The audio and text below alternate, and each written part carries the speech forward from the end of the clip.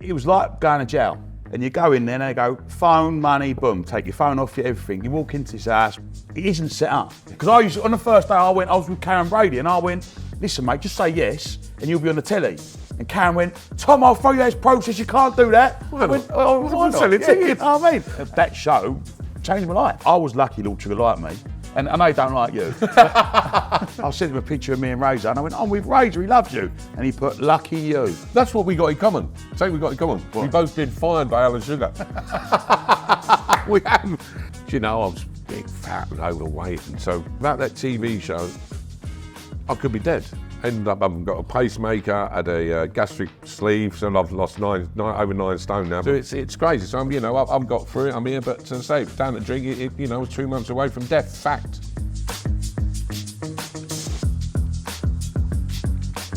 How are we doing, you lovely, lovely people? Now this is the Men's Room podcast with me, Tom Skinner, and of course, the absolute legend. Ex-Millwall, ex-Liverpool, ex-West Ham, even ex-Spurs, Mr. Neil Razor Ruddock. How are you, bro? What's happening, man? Love you loads. Love you loads, mate. So we're here at my favourite restaurant, Little Italy. Yeah. Last time we come here was a good night, wasn't it? It was your book launch.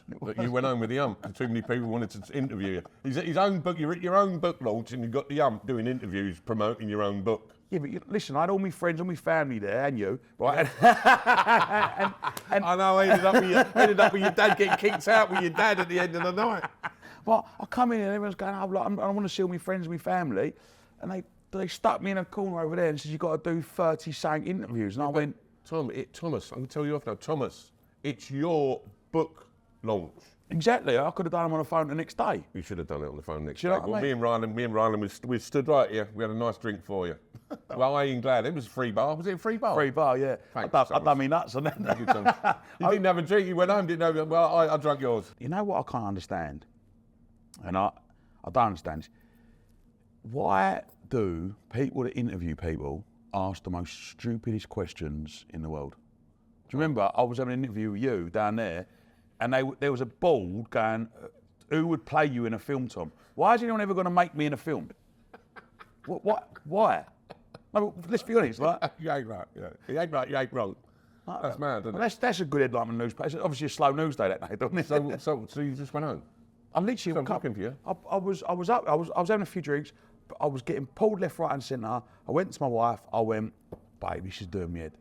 I've got to go. And then Big Lanks, my mate Big Lanks, because it was raining, put his coat on, my wife said, and walked down there with him, and we got a black cab. And she went, you're lit? I went, I had no. Well, how's the book doing? Yeah, we sold 4 now. And 3 of them were giveaways. Yeah. Yeah, do you know what? First time I've been on the tube for 25, 30 years today. Really? Right. And seriously, so I've got in the tube, so I'm looking for it. They don't have ticket offices anymore. No. You can pay with your card. Just tap. Yeah, I was waiting for the... Told you that the other day you can tap on the card. No, I ain't got it on my phone, because you showed me last week you got it on your phone. Yeah. Yeah, I haven't got it on my phone, I'm not that good. But we ain't here to mess about. No. We are going to be doing probably the best podcast you're ever going to see in the world. That is a fact, right? But it's not just going to be a laugh. We're going to talk about some very serious issues. Men's mental health. It's a problem at the moment, isn't it? I think it's one of them, especially in my day. I'm a lot older than you. If you had problems with our day, especially as a footballer, I'm speaking as an ex-footballer, it was a case of grow a pair of bollocks and get on with it. Yeah. You know, you couldn't have problems. You was a bit of a sissy. You was a bit of a like, weak sort of attitude to life. You know, your weak personality. So you just had to get on with life. And you had no one to talk to. I mean, nowadays footballers, Liverpool even got a throwing coach. Yeah. They got a throwing coach. I mean, that's how mad the game's gone. But they got people to to sort of have a put her arm around you, shoulder to cry, so to speak, and talk about your problems. But when I played, it was grow a pair of bollocks and get on with it. And is that, having that mentality when you was a footballer, is that what made you the 17th hardest footballer of all time? I'm not happy with 17th. I'm not happy with the 17th hardest footballer of all time. I'm dying to get in the top 10, just didn't make it. Top 20 ain't too bad, but you know what I mean? If you're going to be hard, you're going to be... And I don't think I was hard, man. I was quite a good player. You don't play with the teams I played for. People just think because I had a Razor nickname, you was an hard man. I got sent off for headbutting someone when I was playing for Southampton, and it sort of, 2 seconds of madness has made a sort of a career out of being an hard man. But I was a better player than an hard man. Who beat you on the list? I don't know. You do know, come I on. don't want to talk about it. It just winds me up because I know every one of them I could smash. It winds me up. I'll just name one that you can't believe beat you. Come on. Billy Whitehurst, a fella called Billy Whitehurst, Mick Hartford, Duncan Ferguson, sorry, Big Duncan with him being there. But the other sort of 13-12 destroy. Who are you laughing at? Because you know I'm a big softy. You're fuming at that, ain't you? Yeah, I'm not happy, mate. No, but like, I mean, let's be honest. Like, that is still an achievement. It's not really. It's not good. It's a bad. People always remember bad people before nice people. I believe. I mean, everyone knows who you are. Everyone loves you. It's a nickname, Razor. Yeah, because I think when people meet me, they realise I'm not the 17th hardest footballer in the world. I'm quite nice. I know the story. Well, you told me the story why you called Razor. Yeah, I'm sharp between the sheets. Because I'm not sharp between. It's because of the boxer, wasn't it? Donovan Razor Ruddock. Yeah, when I was at Tottenham, 17, 18, 1987-ish. Yeah, it's a 19, so it was 18, 19. Frank Bruno fought Joe Bugner at White Hart Lane, and in the programme, and the fella fought Donovan Razor Ruddock. So all the lads started calling me Razor. What a good nickname. I don't think Donovan Razor Ruddock in Canada, people call him Neil. Yeah.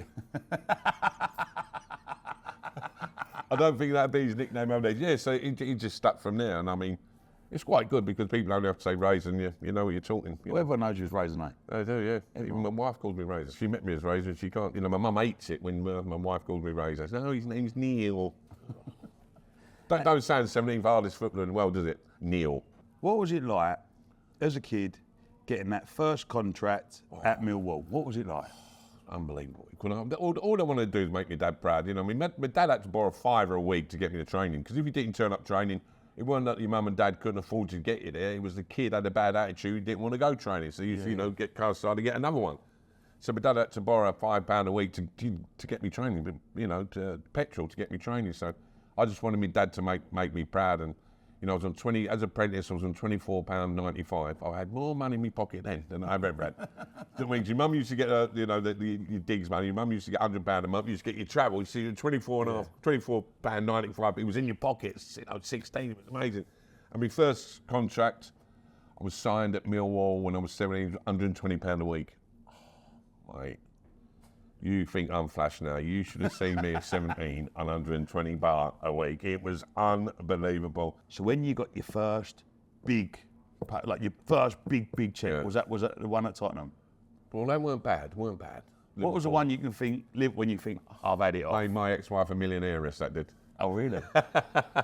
No, when Liverpool, that's when, you know, that's when I knew I made it. I mean, it was just, you know, stupid telling my numbers, but you know, when Liverpool left Tottenham, fell out with your mate. That's what we got in common. Say we got in common. What? We both been fired by Alan Sugar. We have. You don't realise you don't like me. I'll gather that now. I sent him a picture of me and Razor, and I went, I'm with Razor, he loves you. And he put, lucky you. Yeah, so I fell out with Alan Sugar at Tottenham, then I went to Liverpool, and that's when my life changed. So it was great, but what a place to go. What a place to play football. So say you, prime, 25, at Liverpool, how would you get on in the squad today?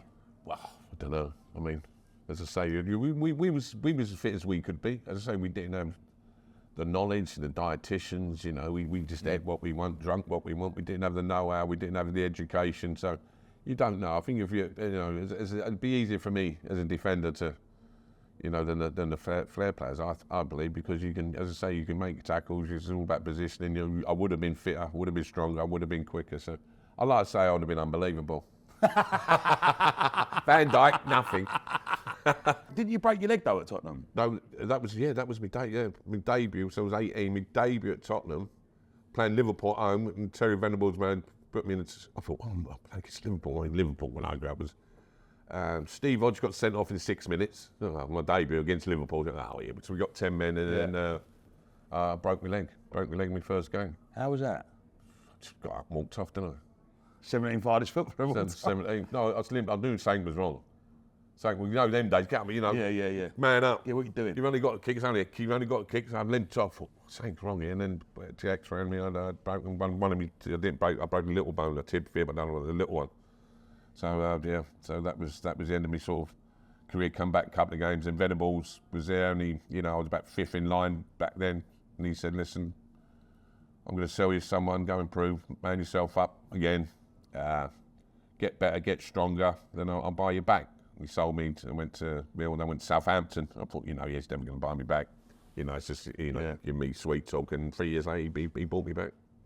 What was he like? So he was unbelievable. He was incredible. God bless. We just lost him, haven't we? He's like East End boy. He knew. He just knew everything I'd done. If I'd been out, he'd know. It's like in any job. If you're a manager, it's not just football managers. You're a manager of a building site. You're the foreman at a factory. You've got to treat everyone different. Don't come in at half time, and if your manager comes in at half time and canes the whole team, you lose your strikers, your wingers, and your goalkeeper because they play on confidence. Of course, yeah. Defenders, midfield players can, make a few tackles and their confidence is back. If you're a flair player, you lose your confidence. So he'd come in and he'd go through. He'd start with the goal, tell you what you've done wrong, and then he'd make a big thing what you've done right. So the last thing in your head, you've done that. You're saying thanks, saying good. Then you go to the next one. You've done this wrong, but I'm telling you what about when you've done that? How good was that? So you feel buzzed up. So you buzzed up. You're going back out and you buzzed up. He'd come in after a game and you go into a players' lounge, say Little Italy where we are. This is the players' lounge. So you have family, my family, your family there. He'd come up to a family, go to my mum. Hello, Joyce. How you doing, Joyce? Me do my dad's name, wife's name, kids' names. Go to Nick. He knew everyone's name. So my mum's, as he's walking off, my mum's going, Terry knows my name, Terry. And it makes me happy. Yeah. An happy footballer, a better footballer. Do you know what I mean? So just little things, until you come out the game, you think, how clever, little things like that, little touches like that, it makes you feel better. Did you find it hard having that much money? Did you end up going bananas? What? Yeah. Well, you can afford anything. I was 25 when I was at Liverpool.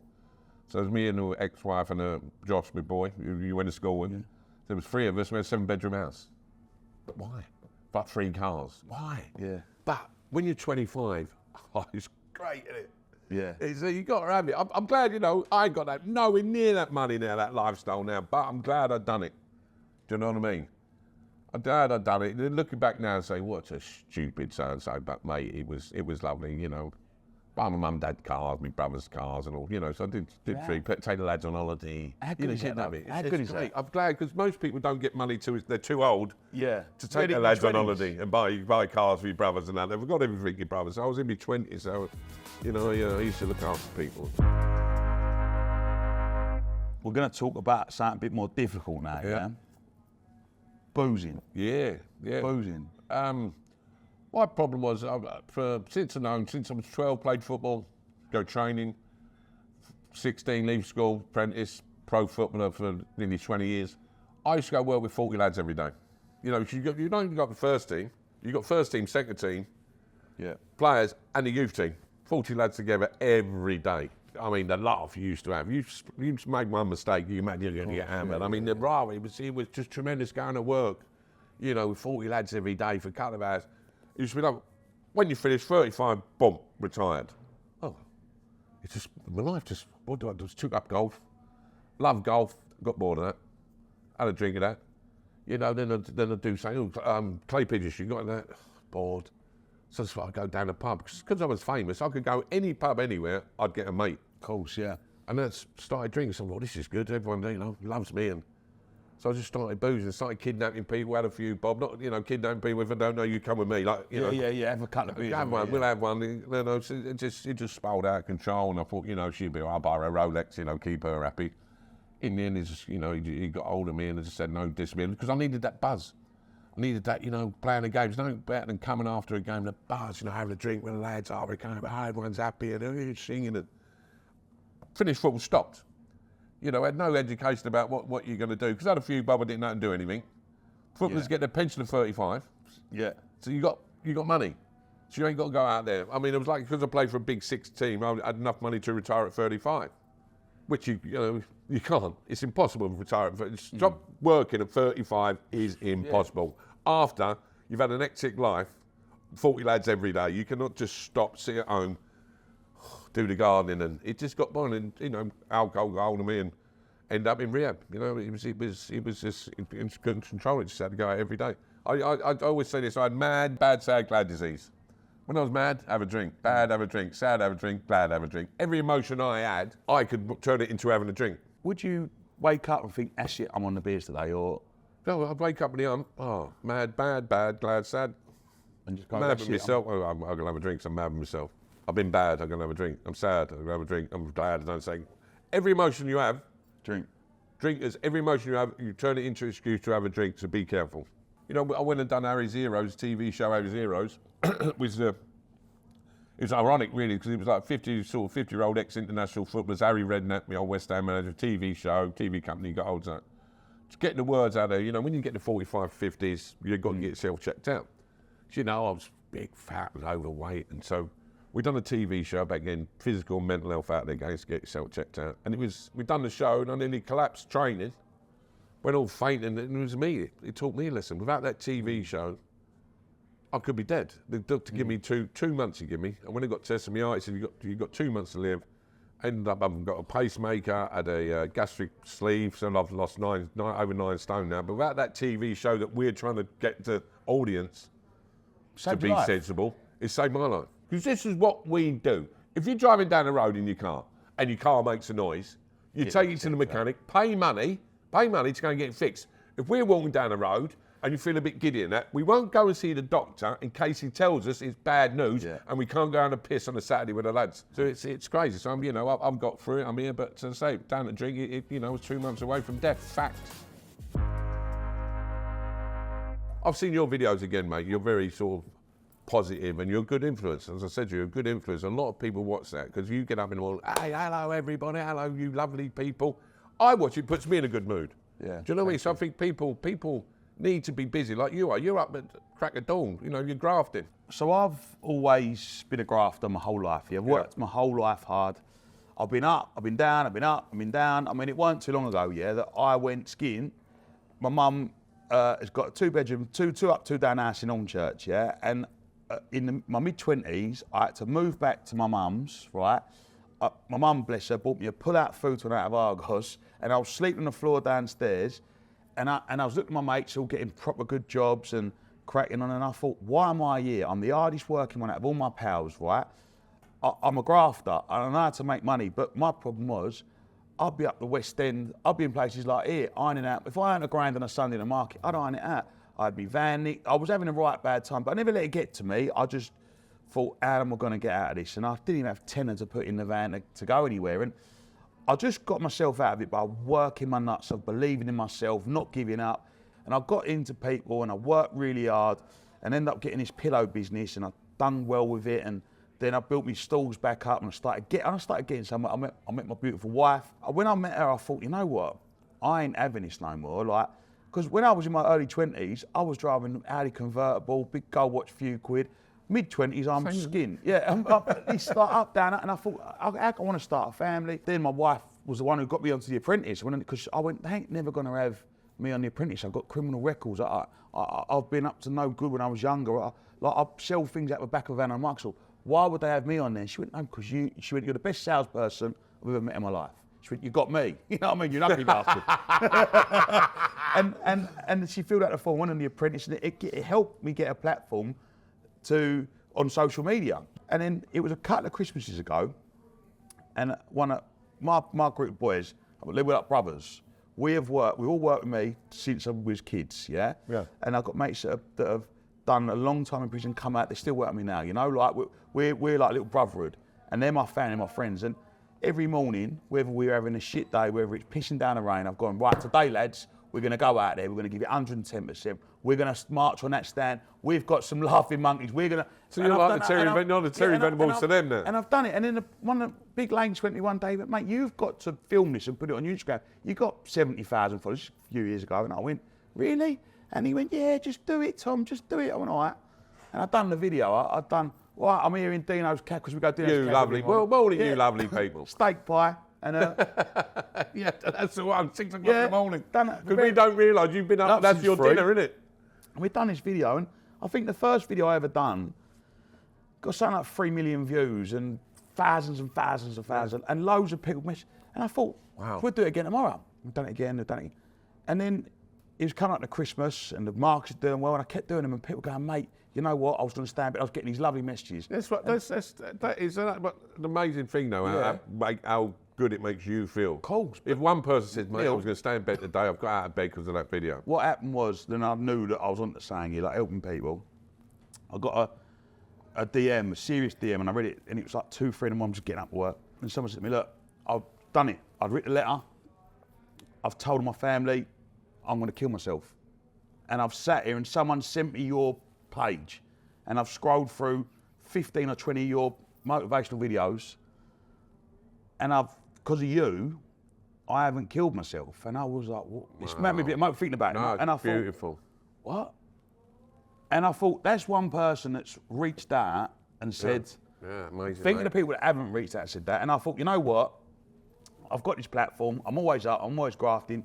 I'm gonna share it. And Powers of Mine said, Tom, you keep me going. You mate. Right. And I've always been that mate. Come on, let's have it. You know what I mean? We're doing this. Nothing can stop us. We're untouchable. We are going to march on. They might knock us down, but we get back up. That's it. And This is what the men's room's all about.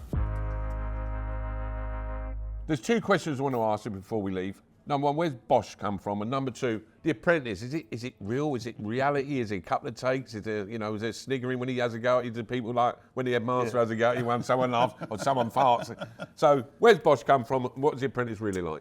So Bosch comes from my dad. Okay. So my dad and all his mates are characters. They love it, right? Yeah. And they've all, as a kid growing up, Bosch is what they've always said. Bosch, Bosch, Bosch, Bosch. Right? They've always said it, yeah. Like my dad used to sell wardrobes in the markets when he was younger than me, and he used to say Bosch, and I'm like, when he done a good deal. And I've always said So it. Bosch is a good thing. Like, Yeah, it's I've like, had it off. Bosch, Bosch. And I've always been brought up saying Bosch from as a kid. My nickname was Bosch, like, and I've always said it non-stop. So I had Bosch beds, I got Bosch boxing gym, I got Bosch workwear, Bosch communications. All my companies have always been called Bosch. And but BOSH, not ripping you off Bosch, the big Bosch, you know what I mean? And illegal people out there watching. And when I went on The Apprentice back in 2018, I think it was, we filmed that, I didn't realise how many times I actually said it. And when they made the edit, the geezer came to me and went, Tommy, you say Bosch all the time, we're going to make a thing of it on a show. But oh, really? I didn't even know. And then when it aired out in October at the end of the year, I got called the Bosch man because I said something, and all my businesses were called Bosch. I got 7 number plates, all with Bosch for all my different cars. Like, Bosch is just my thing, and I sort of put it on social media, and now you can't go anywhere. Do you get people shouting Bosch when you walk down the street? All the time. All the time. Like when I do my signature, I put Bosch on the end now. That's what's happened. And now everyone on TikTok is saying Bosch. I've just made Bosch like, I don't know. A Bosch. It's a Bosch. It'd be in the dictionary, Bosch. So what was The Apprentice like? Is it real life or is Yeah, it a bit... it was like going to jail. Was it? Let me tell you why. You go there, you got your suitcase, you can have a little suitcase and little pull-ons with your 4 shirts, 2 suits and a pair of shoes. And you go in there and they go, phone, money, boom, take your phone off you, everything. You walk into this house with, I think it's 18 other people, or 17 other people, it's 18 in total. You're in this house, they tell you when to sleep, eat, wake up. It was all right for me because I used to get up early, so I found it quite easy, that bit. Yeah.